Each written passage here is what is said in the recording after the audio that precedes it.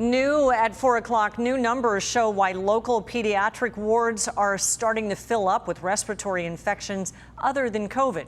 As ABC 10 News reporter Michael Chen found out, the youngest are most at risk.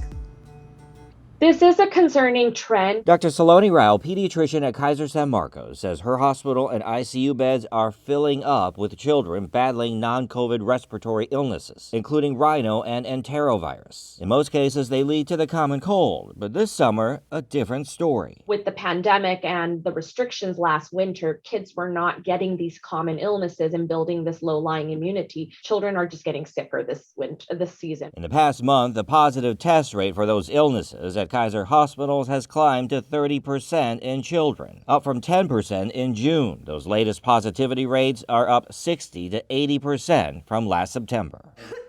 Dr. Rao says while there also has been an increase in non-COVID infections among adults, she calls the surge among children significant, with the youngest being the most vulnerable. Infants and toddlers in particular are having more severe illnesses. She says that's led to a shortage of pediatric beds. She worries about what the winter could bring. We're starting to see some influenza cases pop up.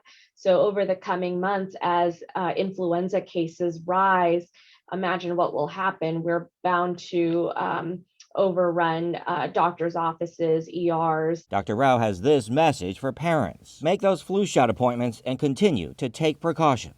Hygiene, covering your cough and sneezes, as well as masking. Take all available measures to protect yourself. Michael Chen, ABC 10 News. In the past weeks, hospitals across the country from Ohio and Texas to Washington, D.C. have also reported spikes in non-COVID respiratory infections.